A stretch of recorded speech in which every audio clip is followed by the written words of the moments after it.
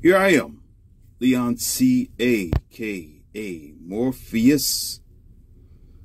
You are now in the Academy of Wow! And you are here today listening. You are listening to great empowerment that will either take you to the next stage of your life or will open up your mind to the things that you probably already knew, which is fine. I have no qualms with that or no issues. But in this lesson today, ladies and gentlemen, I got something to share with you. I always do, right? That's why you're here.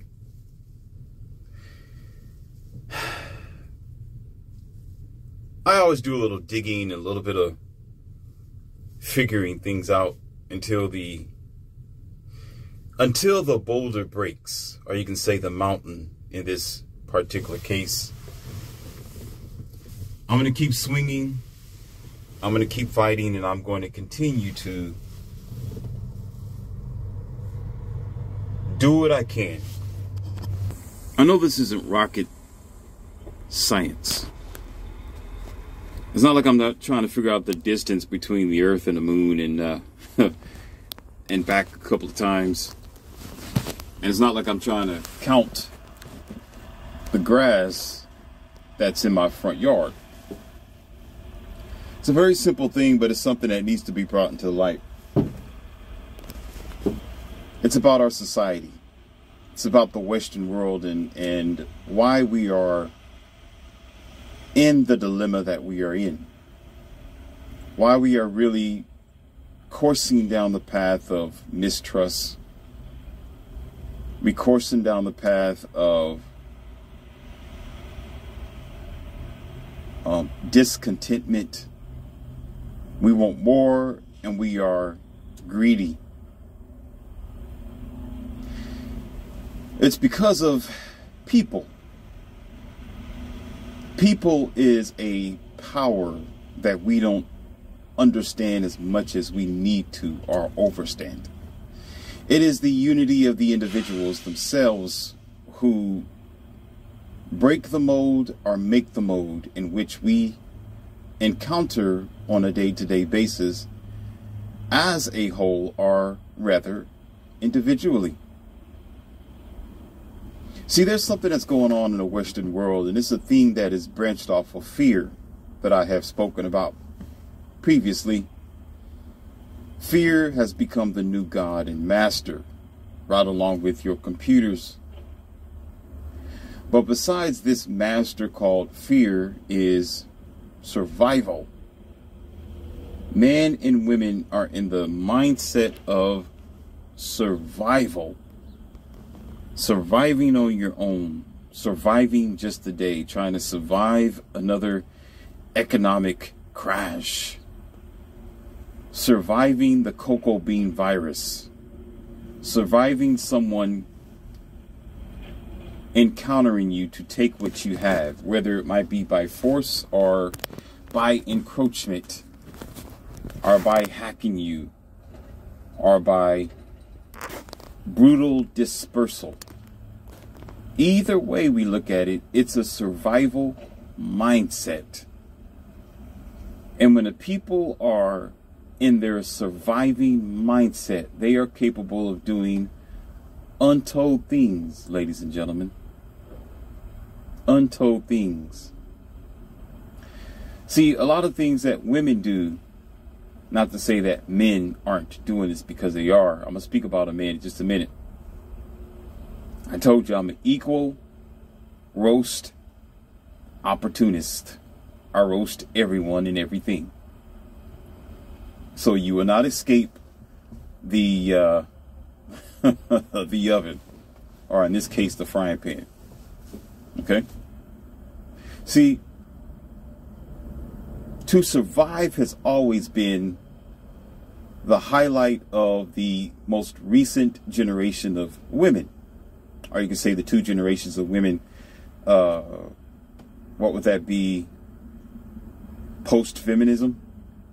Okay? See, the mothers have been raising their kids, or girls specifically, telling them that they don't need a man and to take care of themselves and provide for themselves and go out there and get the degrees and become a doctor, become a judge, become a lawyer, become somebody. You don't want to depend on a man because of, pause right there. I want y'all to pause right there. Because of. Okay? Stop right there. Because of. Let's continue on. Wise men who are red-pilled, they are protecting themselves, which they should. They're trying to make the best decision for their life, which they should. They are watching other men being taken down like Samson and Delilah. One day at a time, 1 year at a time. Whether they're famous, whether they are a common man or not, he's being destroyed. So the average red-pilled, if he's red-pilled man, is in a survival mode because of.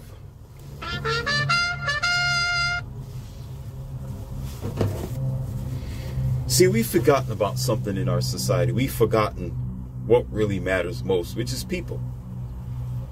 We've forgotten that what makes a village is the village, not the village huts, not the teepees, not the buildings, not your suites, not your townhomes, not your mansions, not your skyscrapers,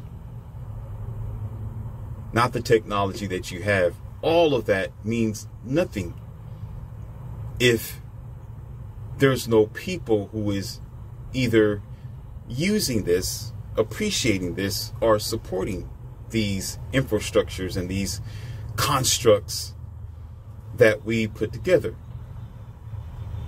In any case, it wouldn't be important. It would not even be valuable. It will be just a thing that's in the way. What is a condo if there's no one there to reside in it? What is a home if there's no one there to make it a home? As a matter of fact, it's just a house. It's not a home. I think Luther Vandross said something like that. What makes a home? It's the people within it. Now, hold that thought, because you're going to need it.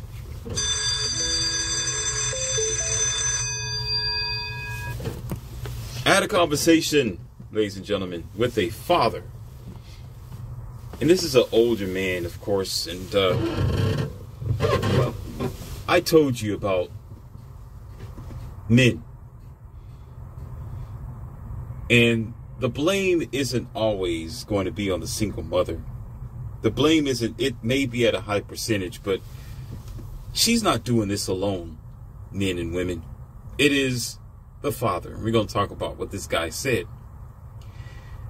I am going to share this with you. And listen up clearly. Remember when I said, but, pause? Now, keep that tab again, because you're going to need it. This man this man was a Caucasian. And we met each other and we had a conversation.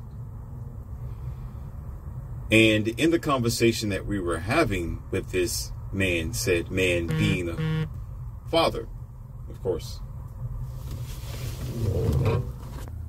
And we began to talk about a little bit of politics. We began to talk business, because I'm always a businessman. We began to have a little discussion about Mr. Biden. And I gave him little tidbits on that and my Morpheus spin on this interesting government system that we are underneath, at least right now. And he began to talk about the container situation, with having troubles with container distribution, getting resources and bringing things into the West like it should be. Containers being stuck over there on the coast, and what do you call that? There's a name for that. Temporarily suspended from activity for whatever reason that might be, that I'm not going to share here on YouTube. And he said something that caught my attention. He said, yeah, my daughter works over there. Uh-oh, here we go, ladies and gentlemen. Uh-oh. Things are going to get a little rocky from here on out. I warn you now. You are warned. You've been warned. Your feelings don't mean kish over here. I've tried to be nice. If you want to exit, exit now. Because Morpheus is always zero tolerance. And there's a reason why this academy is called Wow. Men, you're going to get it. So bear with me. So he began to talk about, oh, you know, my daughter works over there and she says that she's sore, her back hurts every now and then. And I asked her if she liked the job. She really don't like the job. And she's always telling me how uncomfortable that she is. And she got to work long hours and, you know, on and on and on and on. And my daughter's hurting for it. But he missed out on something. Because when he began to, well, let me say halfway through before he was going to continue on to talk about her problems, I stopped them mid-stride. I said, wait a minute. Hold up, wait a minute. Let me put my 2 cents in it. So really, your daughter is hurting over there, as you say. But Mr. Man, I mean no disrespect, but I'm going to be real with you. And for you, my listeners, I'm always real with you. So therefore, anybody who's face to face with me, they get the same degree of zero tolerance policy that I have. So I fired at him and asked him a question. I said, so where is her boyfriend at? Where is her husband at? And he said, what do you mean? She has a boyfriend and they've been together for a little time and he's working too. I don't understand what you mean. He has someone. What does it have to do with her situation? And I began to explain to him that why is she complaining about work when she can be at home and he could be taking care of her? If it's so bad, if it's so difficult, if it's to the point where she's complaining to you every day about, then she can be at home. She can raise the kids. She can be there, the comfort of the house and cleaning the draperies, you know, mopping the floor, just simple things that are required to maintain a home. And guess what, ladies and gentlemen, what the dad said, and it's fine. You know, like I said, I expect and accept any opinion. And when we have a conversation, since we're men to men, let's be man about it. You know, whatever you think or what you feel, I can take it. You know, I got iron skin. And so he said, well, I get that. But what about this, Morpheus? What about this? He said, why would I want my daughter to stay home and depend on a man? I don't want her to depend on a man. And he said again, quote unquote, by the way, it'd be very stupid if she did that. I didn't raise her up that way. I raised her to take care of herself and be a strong young lady and get a job and don't allow these men to fully be integrated into her life. Because what happens if he left? What happened if he passes away? Or what happens if he decides to be with some other girl and she's left at home? And it will be silly, because it will be better, Morpheus, if she's there with, she has her own money, she has her own jobs and her own infrastructure and things going on for herself, and she have her own 401k. He said that's what 401k is for, so she have something to depend on. Wow. Well. So we begin the lesson.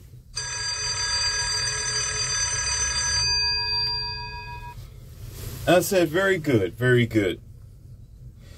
And I said, that's the reason why I brought him up.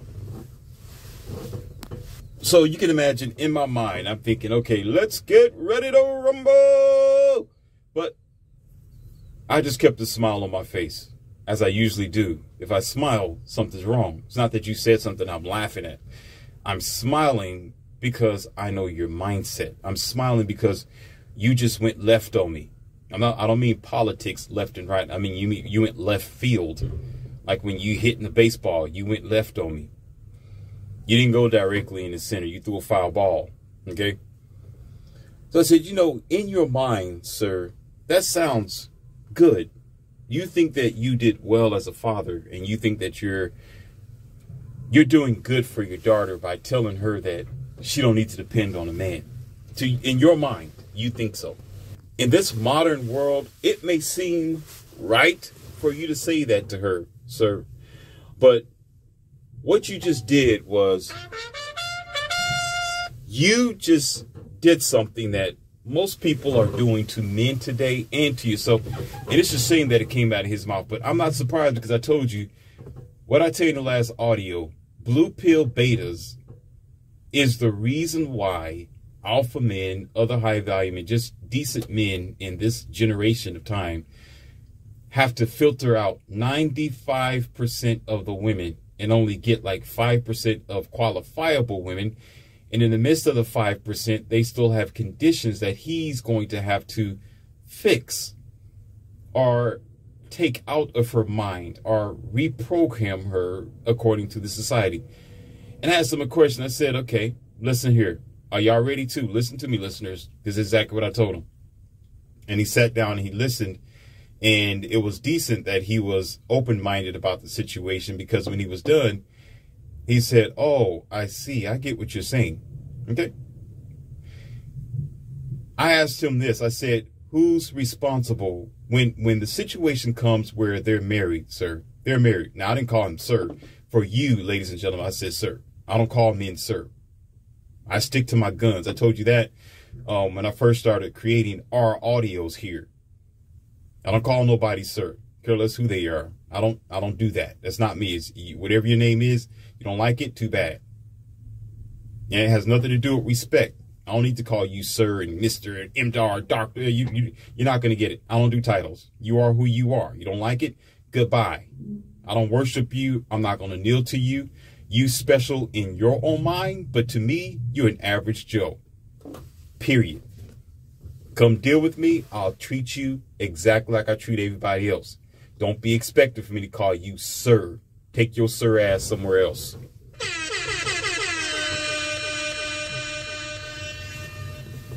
I don't play that. Anyhow, get off that beat. Just for you people thinking, oh, sir, he's so respectful. Oh, my goodness.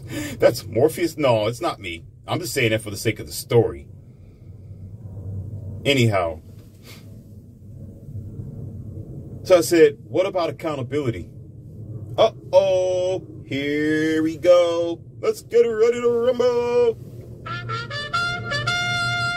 I said, what you just did, Dad, Father, you didn't do what a lot of even single mothers don't do in your westernized world. You did not ask her to maintain the relationship. I told him this. I said, if this guy walks away, and okay, you say that he's going to walk away because he's going to find another woman, or he's going to flake on her, or he's going to change his mind, or he's going to leave her hanging.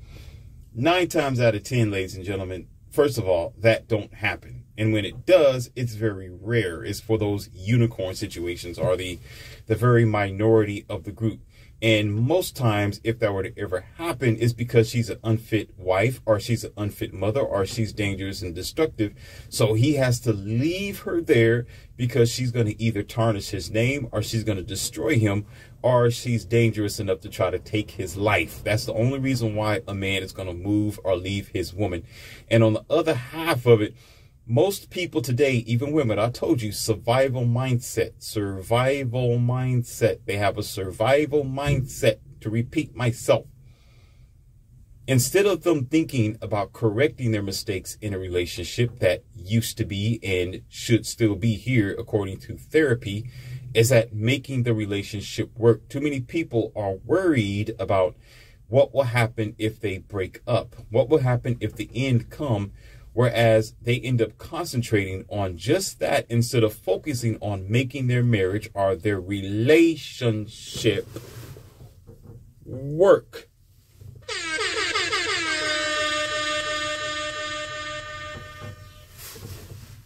And the dad was a bit worried about her husband or boyfriend finding another woman. And I sat back on my heels and I looked at him in his face. I said, whose responsibility is that? He said, well, you know, he shouldn't walk away from her. I said, listen, Mr. So-and-so, whose responsibility is that? He said, I don't know. What do you mean, Morpheus? Men get the woman. It is her task to keep him satisfied, to keep his stomach full, to keep him content there with her. And I told him, I said, well, if she lets herself get big, like, 300 something pounds, and she don't take care of herself, if she does not keep the allure going, if she decides to chop her hair off, if she starts gaining a uncooperative bad attitude, if she is insidious in their relationship, if she's a problem, if she's not supporting his goals, Mr. Man, if she is not doing what it takes to keep him at home or laying next to her, she is held accountable if he loses the luster or the desire to be with her. If you're giving your daughter no reason to be accountable and to just flip the script anytime she wants to, just because she feels like it, and never need to look at herself in the mirror, where she never needs to realize that she's no longer 125 pounds. Okay, when she realizes that she just sits down and Netflix and chill. She smokes now. She don't walk anymore now. She don't go to the gym anymore. She doesn't eat the right type of food anymore. And should just this man decide to go get his side piece somewhere? Should this man decide to spend time with his, his assistant or his desk clerk or his confidant, or whoever this girl is, and this girl is 150 pounds lighter, her hair is long, she's still young, youthful, and she has the potential to bear kids, and she's, fertile, and she's brought out bushy tail like a bunny. Whose fault is that? That's not his fault. That's her fault for making it not only easy for him, but for letting herself go where she know men are visual creatures, typically. And if she's not maintaining the luster of his desire, someone else will. So if she's fearing, and I told him this, definitely all this, I said, if she's afraid for him walking away from her, then she needs to do what it takes to keep him there. That is the problem, mister.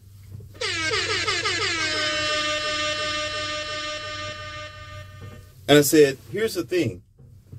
You are always trying to protect your daughter and tell the daughter, don't depend on the man, and men are going to do this, and men may not stick in with it, or he may not provide for her, and he may just decide to go overseas, and, jargon, junk, stupid, black, slap, excuse.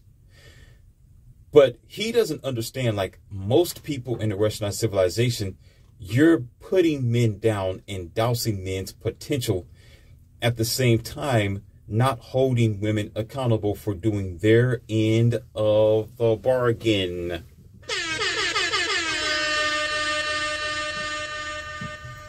And it happens so often to the point where most women are always going to flip the script because they can. They're going to break up with them because of any reason.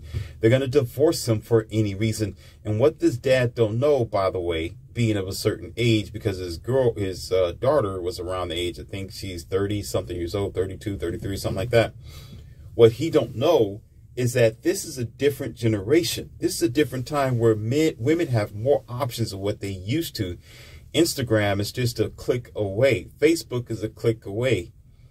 POF is a click away. Right? Single and ready to mingle is a click away.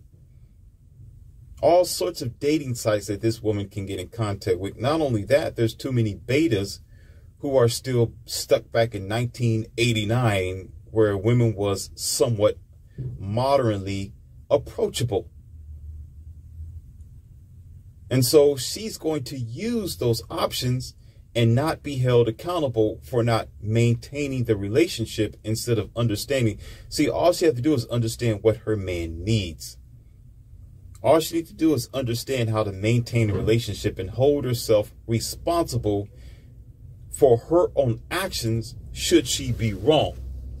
But she won't see any wrong in herself. She will see wrong in him 100% of the time. And that's what they commonly do. If you hear a woman who's been divorced, if you hear a woman who broke up with their boyfriend, she is always going to blame him for 100% of the problems, ladies and gentlemen. Where is this coming from? Where is it coming from when you don't hold a person accountable and later on in the future you realize they don't want to look back and they don't realize what they've done? That's because there's a track record there. It's because somebody continued to put this girl on a pedestal to do dirt to people, to do wrong, to destroy men's kingdoms and villages, and have the ability to escape to the next village as if she'd done nothing. The whole village is burnt down and she's okay. But yet the person who's responsible or will become responsible is always going to be the man. It's always going to be him. So when you hear, and I'm not done yet, the conversation with me and his father is not done yet. So there's more to go. So when you hear the common woman today, or the average woman, or some of them, they could be feminists or whatever else, but it's just all the way across the board, it don't matter. They will always say, well, I want to be able to provide for myself. I don't want to depend on a man. I want to have my own bread. I want to be able to have my own establishment. And when I get ready to, I'll get married and I get a relationship. What she don't understand, what this father don't understand, what most of them who talk like that don't understand, that's not how the universe works. And that's not how it worked. Yes, there is a development today. I'm not ignorant to the fact that it's a different time. Yes, it's a time where men and women are working, for sure. Yes. But on the high end of it, something is neglected. That is the home. That is building a healthy establishment, whereas it requires maturity. It requires maturity, it requires responsibility, and it definitely requires accountability in that relationship to understand that there's a juggling now. When you have a job, your job is taking half of your time or half of your life, if you want to look at it that way. But when you're maintaining a relationship, the relationship is the other half. That's also your responsibility and also is your boss.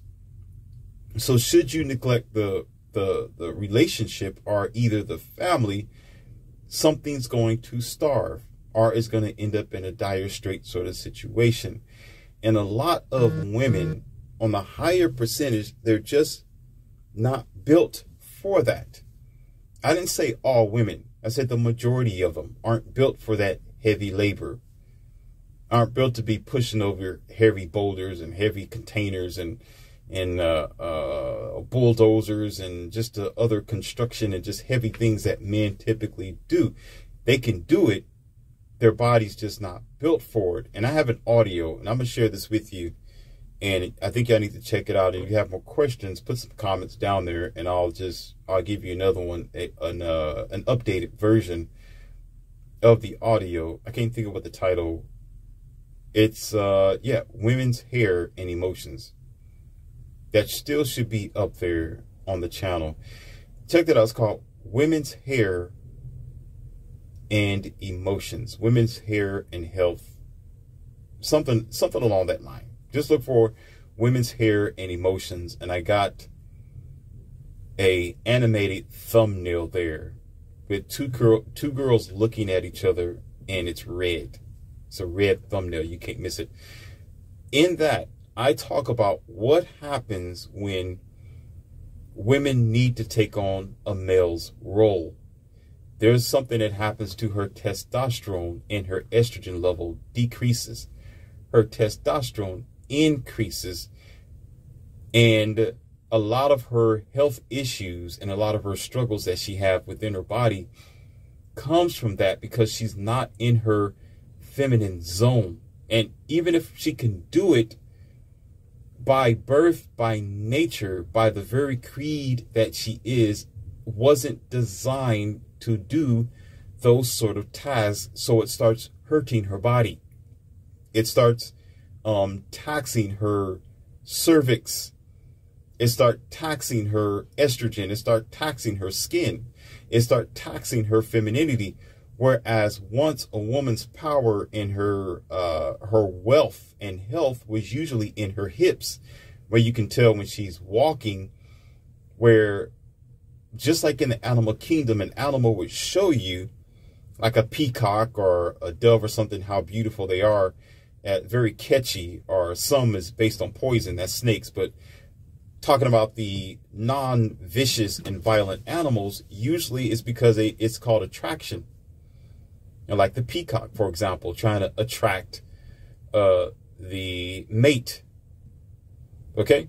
So what happens is when she's walking and her power's in her hips, and you see it swooshing left and right. And most times you can't help it. I know I can't. But I got 3 companions now, and they they walk like that. So if ever I see a girl walking and her power's in her hips, I'm immediately going to just laugh at it and say, yeah, my girls can do that too. That's nice. That looks good. But yeah, I got 3 of them.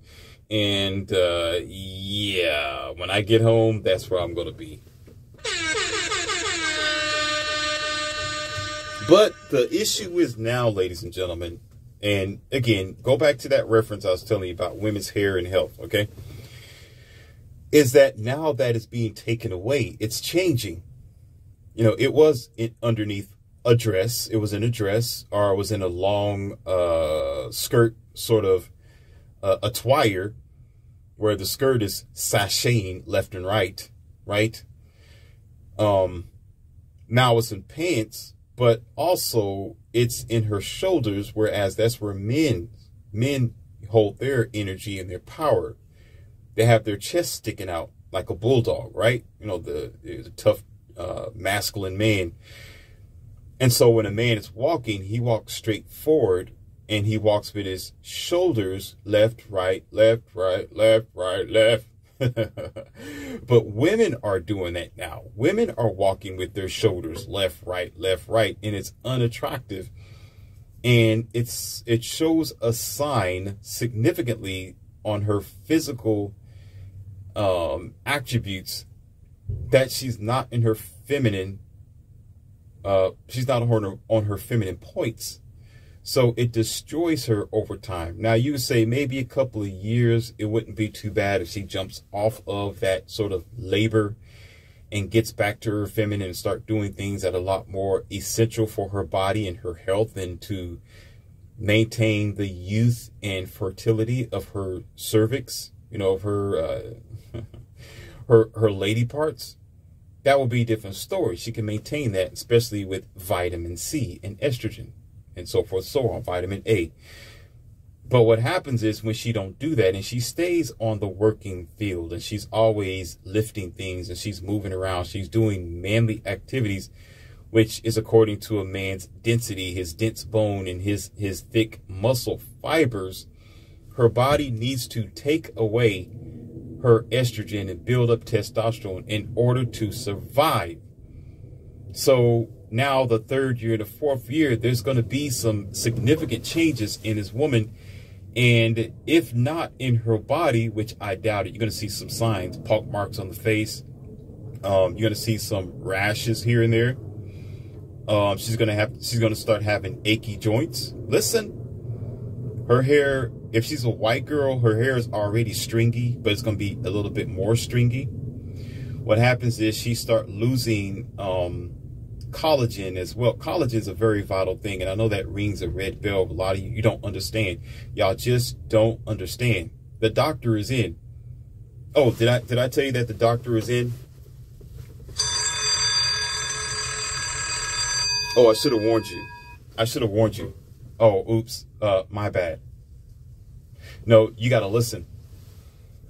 Her collagen levels as well suffer. The collagen levels on a woman versus a man is sort of different.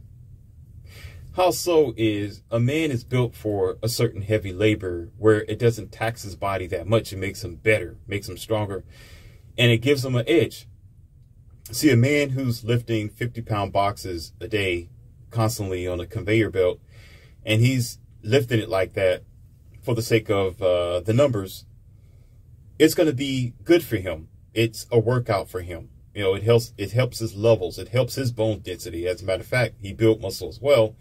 And it maintains either or increases his testosterone if he's willing to work like that. And also he will lose weight as well. He'll lose and burn the calories, which is good for both male and female. But at the same time, he will build more muscle. And so thus his collagen level maintains itself because he's built for it, like a car which is built to race or built for city driving. It's not going to hurt it that much for the stop and go. Okay. But the female's body is a bit different. It takes a taxing turn on it because men and women are different. We are two different species, almost like from two different planets, but we're both still human. We still look the same. We can still have children and collaborate and cohabitate. But the chemistry is a totally different facility because not only does it tax her body, sometimes you notice, and this is no bad attack, but this is just an example, okay, because I love my women, you know I do. And especially my Caucasian women, you know, I call them my sisters. And a lot of them, when they get older, especially the Caucasian girl, it taxes on her body much faster than it would be a brown-skinned girl, or you can say an African-American, because as we know, the African-American has this thing called melanin and cream of the crop sort of thing going on.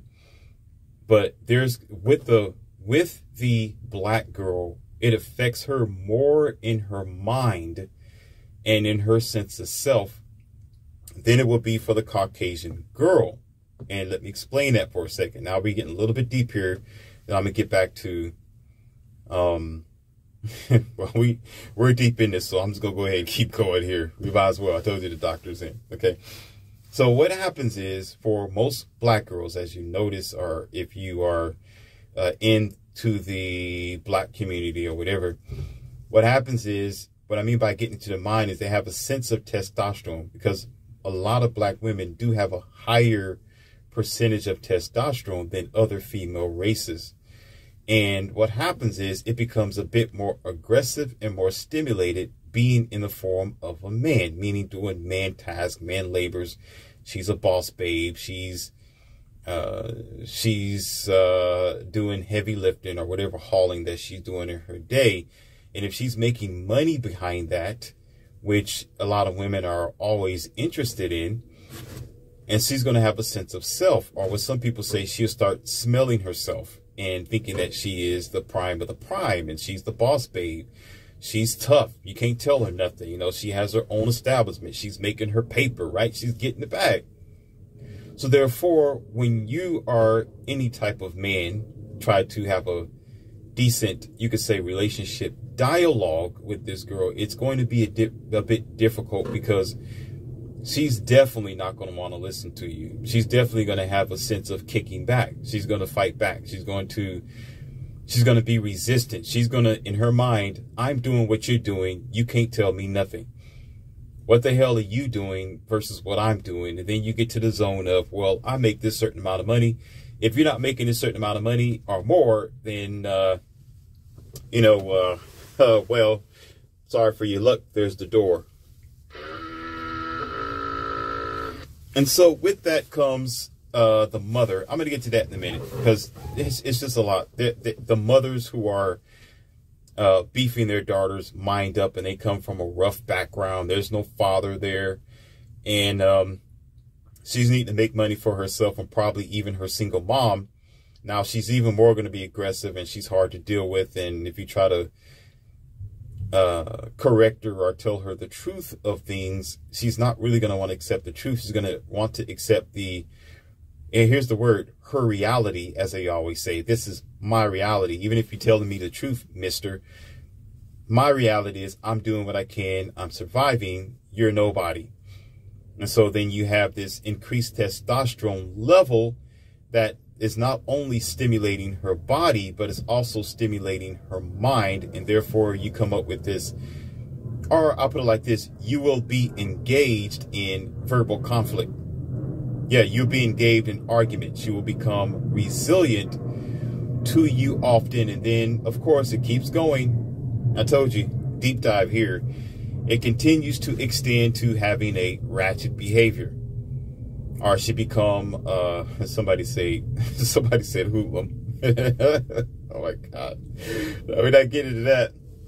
Or she becomes very loudmouth. And then you have these girls saying that she's an alpha female, which there's no such thing. But she'll consider herself as an alpha female, when realistically she's just a bully amongst other girls, because what she's coming to the table with is her testosterone filled ideas and body against girls who are higher in their estrogen and feminine levels. So this girl thinks that she's an alpha, or she's a boss babe. In reality, she's not. She's only coming in the scene with a higher testosterone level.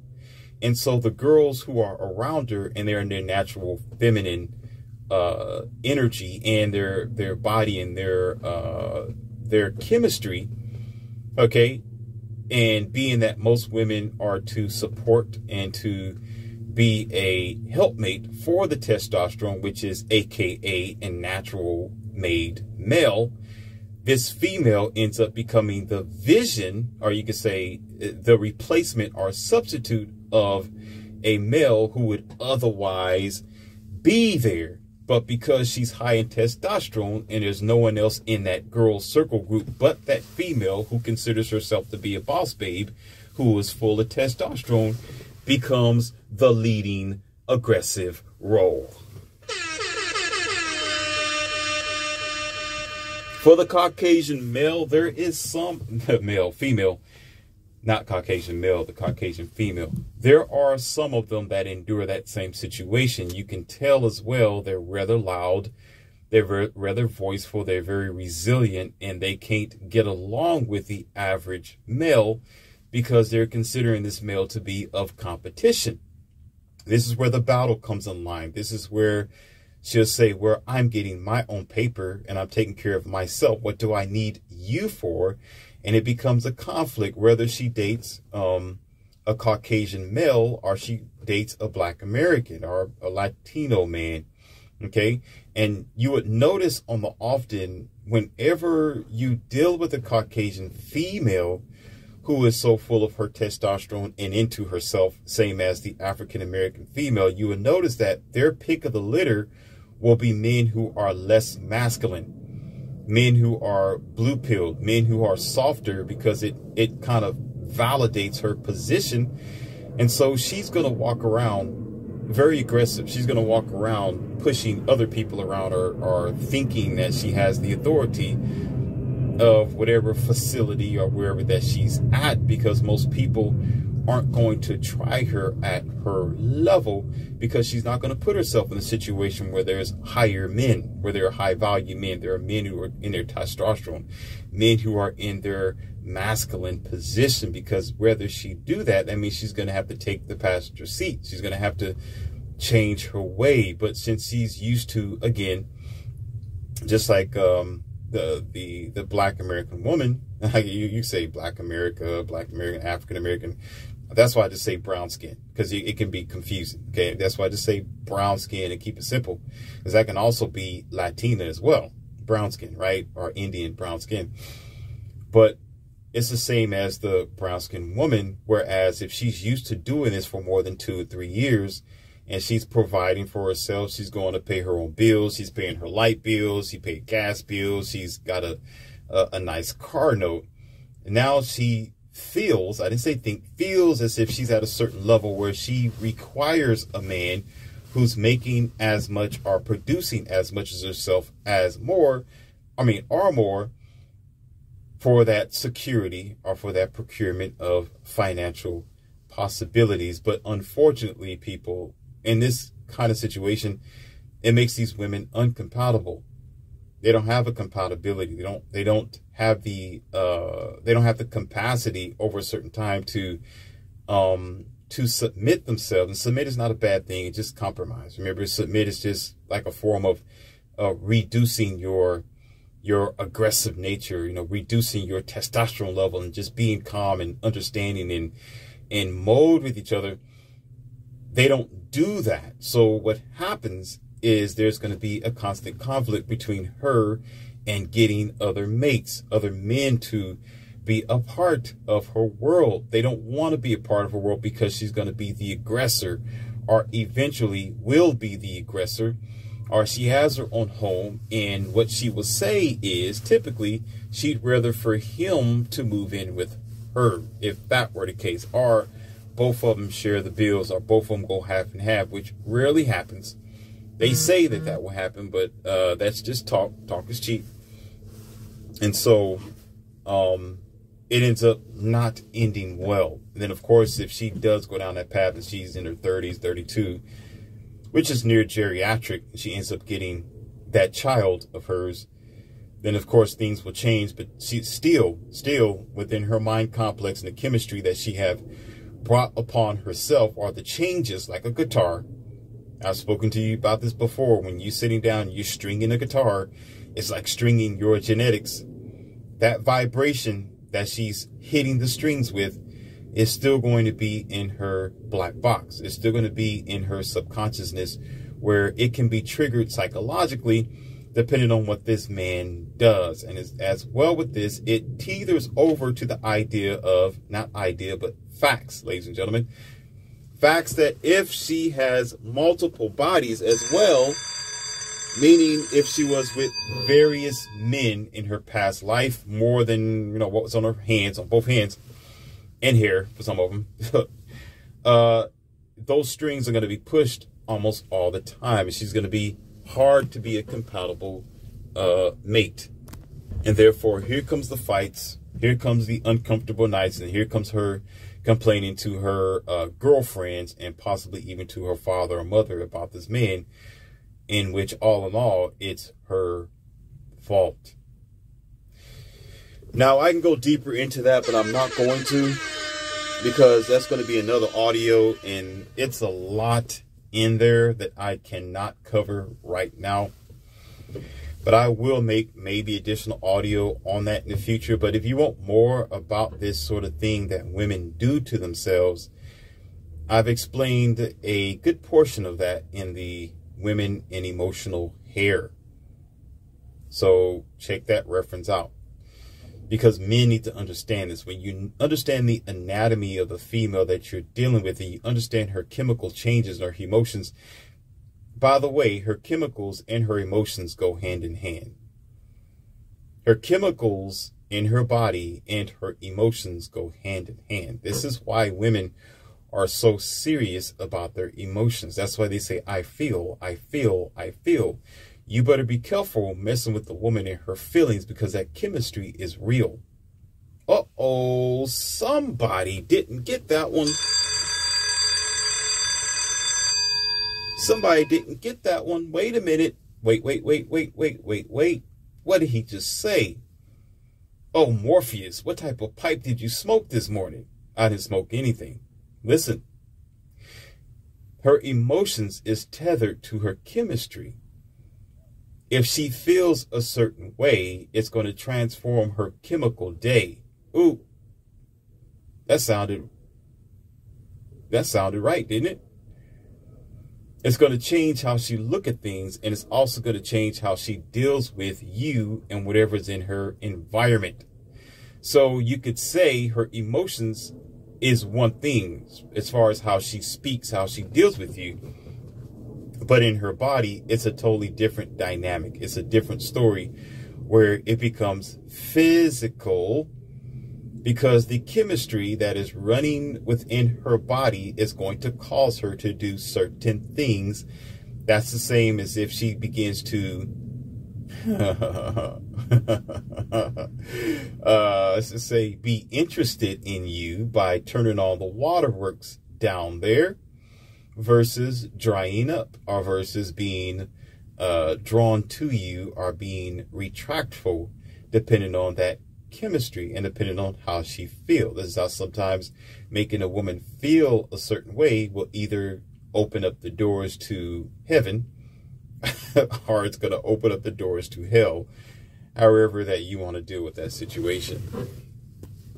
Now, getting back to the dad that I was having a conversation with, okay? What he doesn't know, and what a lot of other fathers don't understand, is they're playing into the same, how can I put it, the same dynamic of divide and destroy program here in the westernized world. He's teaching her wrong by telling her not to need a man, when, what did I tell you at the beginning of this audio? People is what matter. It is people, ladies and gentlemen.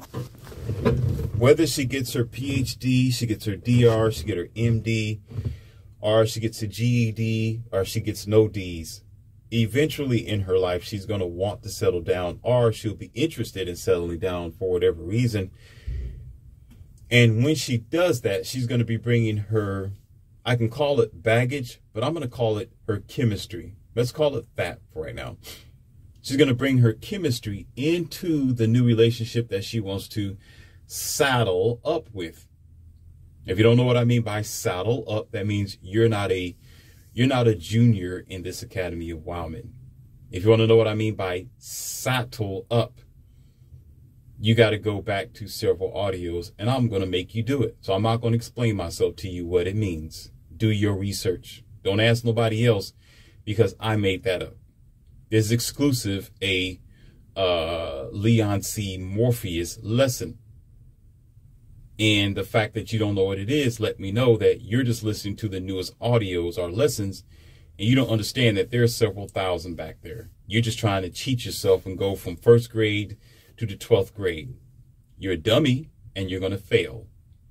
Simple as that. I have no remorse for lazy people. You should have been following me this whole time. Sorrowful for you. So she will saddle up finally with the guy, and then what is the chances of her breaking up and getting a divorce? You see it every day in your Western world. People aren't getting together. People aren't getting married. People don't want to get married because they don't trust each other. Remember what I said about red pill men and trying to protect themselves from marriage? It's people, ladies and gentlemen. People. Her father is teaching her how to be afraid of people. That's simply all it is. Be afraid of people. And what does fear do? Again, survival. So if she's wanting to overthrow the natural union of man and womb man, that is, in reverse, then she's going into survival mode. She don't want to trust him. Why would you get together? Why would y'all even come together if you can't trust each other? If you're looking at each other with one eye open and one eye closed, well, you're raised to do that. Mothers and fathers are doing that every day. Mostly single mothers, I understand, but there are some fathers out there who are doing this as well, which blew my mind. It's not that I didn't know that it was happening, or I didn't say it was impossible, but this is why it's vital, ladies and gentlemen, that I give the lesson to both male and female. I told you, I'm an equal roast baker. I will put both of you in the oven. If I have to, I'll put you in the frying pan in order to get this thing done. Because why would I sit here and discuss all the antics and possibilities and issues that is occurring in the female world, and I overlook what the males are doing? These men, here it is. The ones who are actually doing this are uncles, brothers, and fathers. Uncles, brothers, and fathers. They are wanting to protect their daughter or sister or relative, which is fine, but they're doing it the wrong way. They're doing it where it's causing more harm to these girls than good, instead of promoting her to say, you need to find a man. That's always going to be my solution. It is always the solution. It always will be the solution. And here's the thing as well. Let's continue on, because I don't want to lose you. This is a very vital point that I almost let slip. It's important enough where it's important enough where this didn't slip off the page. Okay?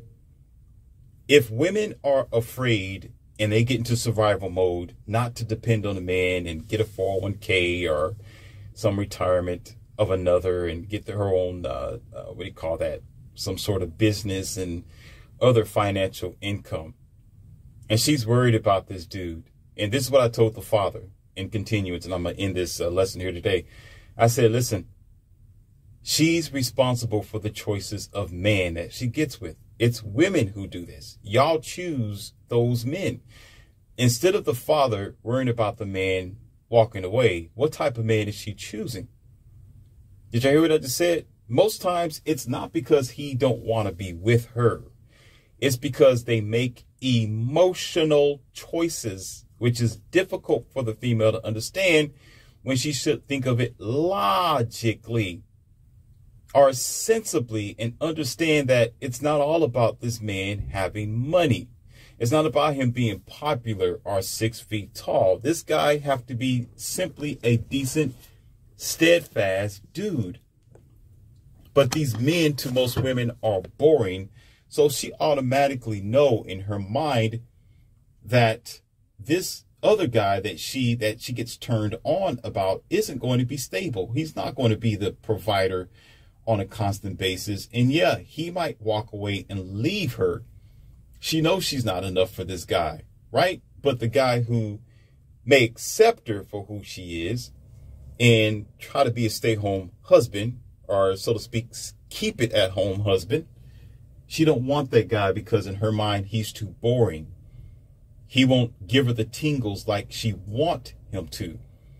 So therefore, she rather live a life of chaos and destruction instead, and hope and wish that maybe her 401k and whatever else business that she got will keep her floating until she gets ready to actually get the man that any type of leftover dude, or you can say weak beta, or whoever is still waiting after she's like 32 years old, almost damn near an old maid. You understand? So the issue is not men walking away from the woman. She needs to be more responsible and accountable of the man and men that she's choosing, where she have to vet him, not by trying to understand his Instagram, not trying to understand his Facebook, or trying to understand what type of money he's bringing in, but try to understand him as a man. And if she's bringing value in his life, and if she's taking care of him, belly, body, and balls, then maybe there may be something that's going to solidify and make the relationship consistent, where she don't have to worry about him walking away.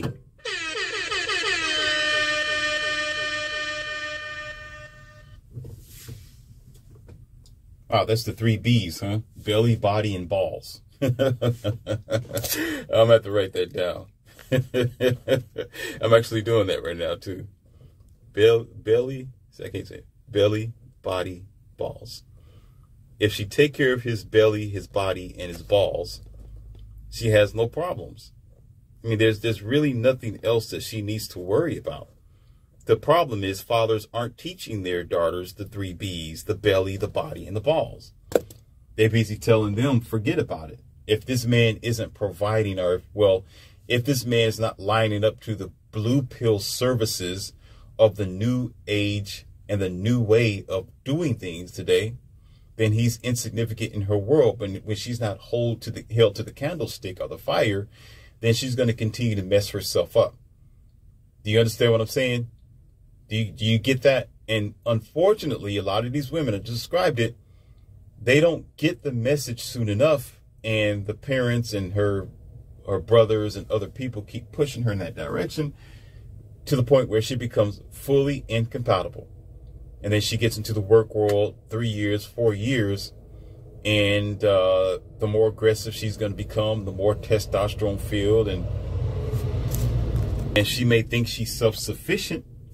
But it's just only a matter of time that she becomes just a ticking time bomb that's going to be self-defeating.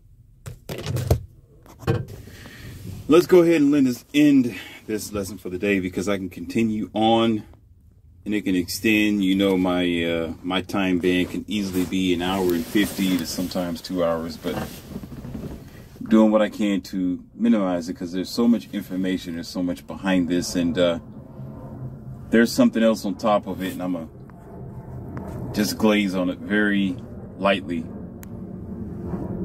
This isn't the world that it's supposed to be today. What that means is, years ago, there was a time where men at least made enough money for a home. There wasn't a such thing as a 2-parent working home. It was a 1-parent. Usually it was the male.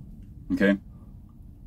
And at that time, men were able to provide for their women and hold down the home, have a couple of cars and a little bit of property, and they were supported by government, by society, by organizations, by corporations, and it was a very normal thing. The men would clock out and go home, and you did have some women in the field, but they did things like knitting, or they were probably housekeeping. So it was not like it was all male, but there were plenty of women out there in the working field, but it was more like a part-time thing, and it was just a job that they didn't gloat upon, but they did make extra money to help the husband. And usually that was a rare thing. Usually if you met a woman who was working and her husband was working as well, that would be frowned upon as them struggling, or he's not really making enough money to provide a stable home for them. So it wasn't really praised that she was out there doing that. But over time, you know, that was promoted, and you had women who wanted to get back out into the working world, and this sort of liberation and women walking around in suits became a very fab, or a thing to do. And so, of course, you know, it expanded from there. So what ended up happening in that sort of situation is, on and on, women begin to get into the workforce, and not only take up, you could say, a handful of jobs that men would otherwise be in. I mean, you have, you got the trucking industry, you have office settings, you have women in corporations that are in supervisor positions. The list goes on with this, where men would usually be in that position. And then, of course, again, glaze upon it lightly, you have the college situation where there's more women than men in the colleges, and men are dealing with the blue collar or going to other trades to provide the other end of finances. So in a nutshell, the money that men can be making, and they can be making more money than women on the usual basis, but a lot of those spaces are occupied by women themselves. So therefore, the benefits that he would otherwise have, our society, and him being the certain benefits of taxes, certain benefits of being this single man working to provide for his family, ends up going parallel or hand to hand with his wife being out there getting paper and making money and things like that.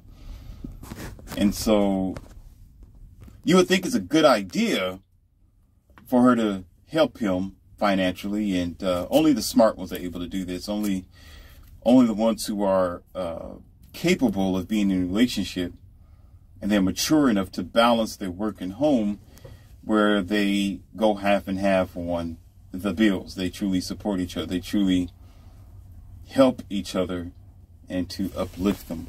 Unfortunately, the more we have women in the colleges that are outweighing men, they end up getting into higher positions, sometimes into the MDs, the DRs, and the PhD areas, whereas some of the men who would end back in 1980, 1990, or even sometimes in 2000, could be compatible for this girl.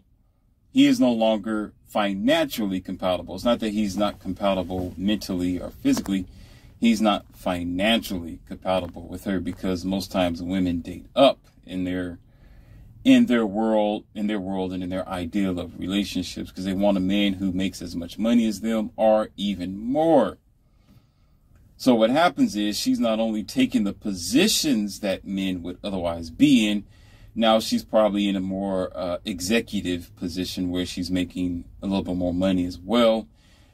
And therefore her pool of men are usually going to be those who she can utilize as a tool or an instrument to provide whatever means is necessary to continue her, well, most of them, not all of them. So it's not one specific person, but her narcissistic sort of lifestyle or self-serving mentality. And it's all about me. And then, of course, you get this idea of I'm a boss babe. I get the bag and I don't need a man, and I'm an entrepreneur, and yada, yada, yada. Okay. And the continual jargon with that. Okay. So that being expanded over the years in continuation, then you have the influx of single mothers on top of that, with their sense of liberation and other women supporting them in their endeavor to be single, get the bag, be single mothers, and take care of the gauntlet on their own. Now you end up having the ability to see the unbalance of a society, the unbalance of families, the unbalance of unity, and the unbalance of a possible future.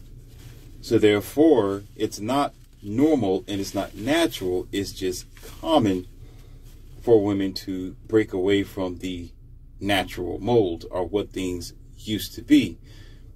And since they're in the masses, now you have even these fathers thinking that it is the most probable and successful way for her to disconnect herself from her man and just go out there and survive on her own, which, of course, as we know, the society where it's headed is towards destruction by the inadequacies of relationships and the unity that we can have, and the trust of our fellow people, and definitely our fellow men.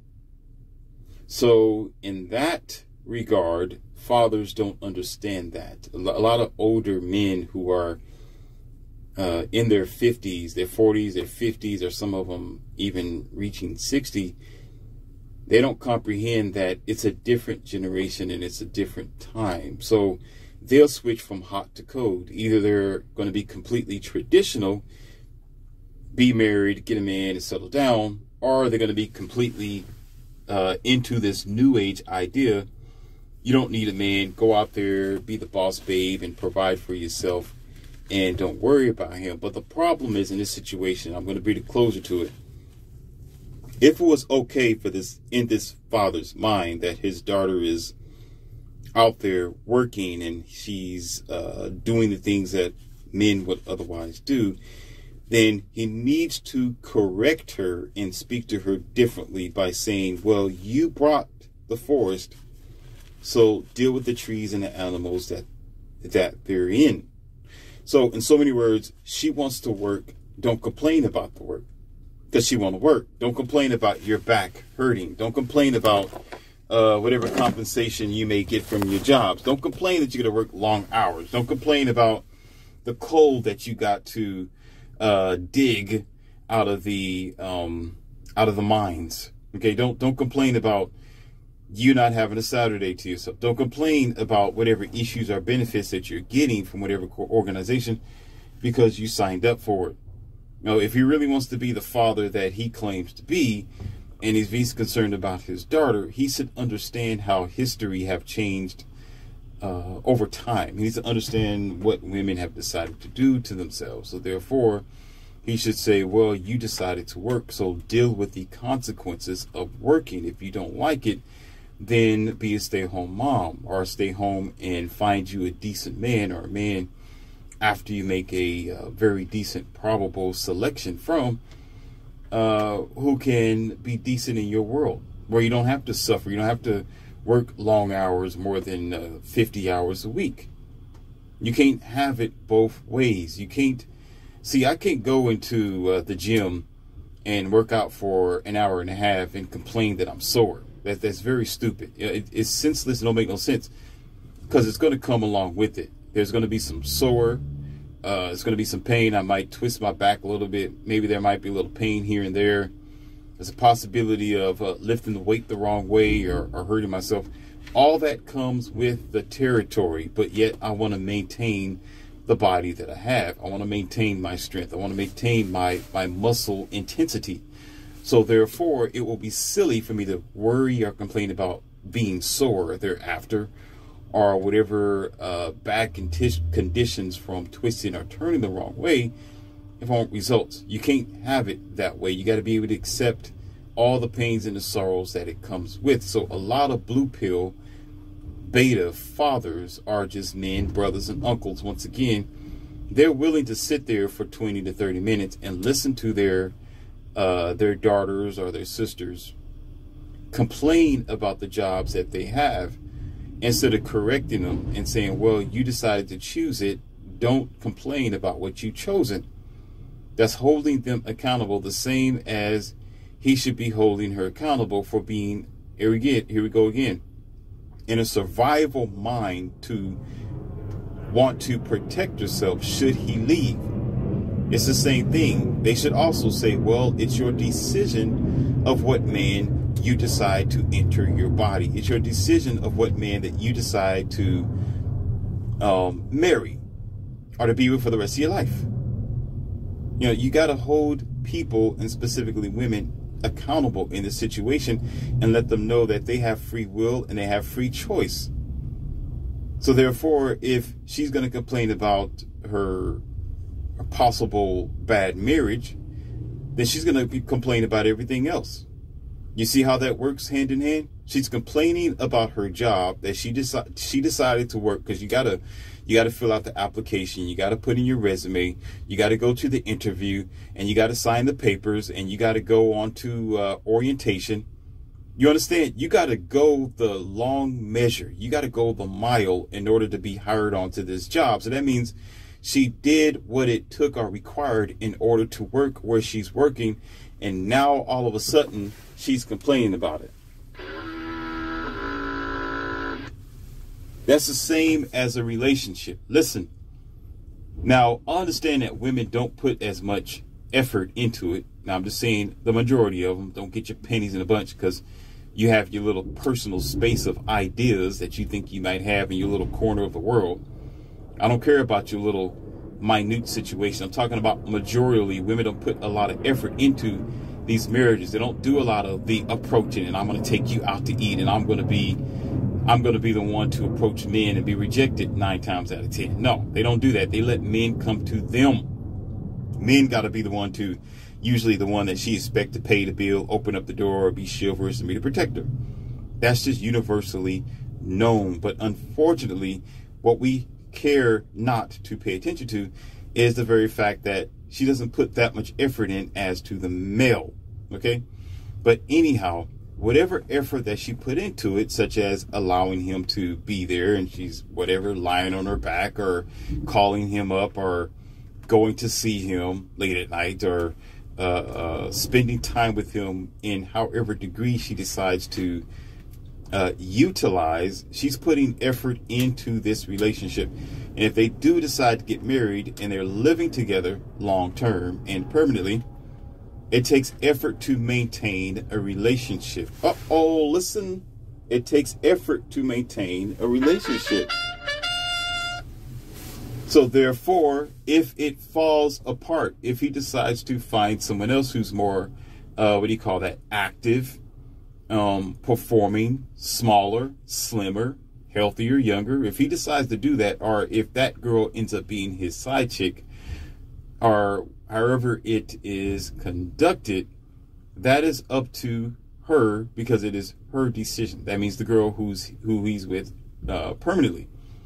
There are usually things that she have done, or in this case, is not doing, because she don't want to put in the effort that it takes to keep this man. So just like she half-heartedly do everything else and expect for men to take up the tab, she expects it to be the same in this situation. So therefore, instead of her doing the effort and the work that it takes to maintain this relationship or this guy, she rather run for the hills. She rather take the easy route out. She rather take the most seemingly secure route, which is really unsecure.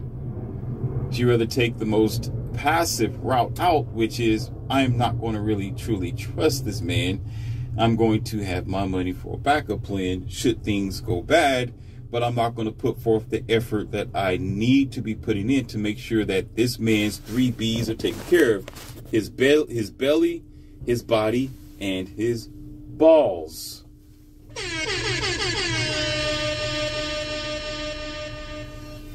See, if fathers got the R pill like they are supposed to, if they are leading their daughters in the right direction, these are the things that they need to tell them. They need to explain to their daughters what sort of conditions that they're going to get involved with should they decide to get married or should they decide to get a job. Because trying to juggle both of them can be a stressful situation. It can be a struggle, and it can be an issue that's going to lead to more future failure. And unfortunately, and I'm going to go ahead and hit you with this before I get off this audio. When fathers don't talk to their daughters this way, whether they're 21, 25, 30, or even maybe even 40, when fathers neglect their task of giving the logic that they need to their daughters, they're doing an injustice for their grandchildren. That's who ends up suffering out of all of this, is the grandkids. Instead of being dumb and selfish and stuck on themselves, the father needs to be looking out for the grandchild, our grandkids. So therefore, if he gives his daughter these proper informations and these proper, very logical strategies, and understand the conditions, if you buy the cow, you own the cow, right? Then these women will have a sense of, or you could say the common modern woman will have a sense of accountability and understand these are conditions she bring about on herself. There's no need to complain and argue about it. Just deal with it. You paid for the farm, fix the farm, use the farm, take care of the animals and everything that's within. If it's not going to be taken care of, then everything goes to ruin. You understand? So that's the lesson for the day, and just think about it and rewind it if you have to. And to remind you, this is generally according to this idea that women are usually worried or are in fear and a survival mindset to the point where they don't really want to rely on a man. They always think that men are going to walk away, or men are going to replace them with someone else, a more newer model than herself, newer unused model than herself. then on the other token, she herself needs to be accountable to at least maintain the relationship, which is what it really falls back on. There is a small probability that he would do that, but it's really not as vast as what most women and what social media and the television portrays it to be, because men are going to stay.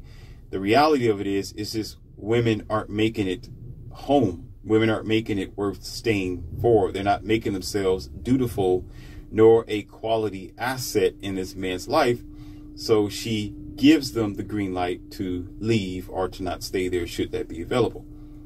So instead of worrying about men leaving and finding a different woman, women themselves need to take accountability and maintain this man's belly, maintain his body, and maintain his balls. What does that mean by belly?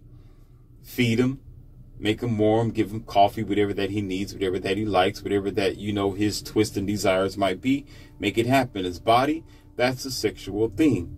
That's whatever he likes in the bedroom. That's however you want to please this guy. And it could be massage as well. It can be taking care of his clothes, ironing his pants. It can be whatever business attire that he needs. That's body. Or you can say it has something to do with where he live at, where his body is, where he's taking care of his home. And then, of course, we all know what the balls is, so I don't have to describe that. If she take care of his balls in whatever way that she can or should, with whatever talents and ability that she has, then where is he going to go? But there is another teether to this that we need to understand. It's not just because she's giving him any type of sexual action, but she needs to keep herself healthy. She needs to keep herself looking good. She needs to be the only sexual allure that he's going to be interested in. There's going to be plenty of women that's going to be a temptation to him. There's going to be plenty of younger women. There's going to be plenty of options as well. There may be ex-women and ex-girlfriends coming along in his life. But if his main chick, his main woman, takes care of this man's balls, okay, then everything else is going to fall in line. And should he flip over, that's going to be left to a different sort of audio and a different lesson. That would determine if he's a high-value man or a common man. But that's neither here or there right now. That's going to be something of another time.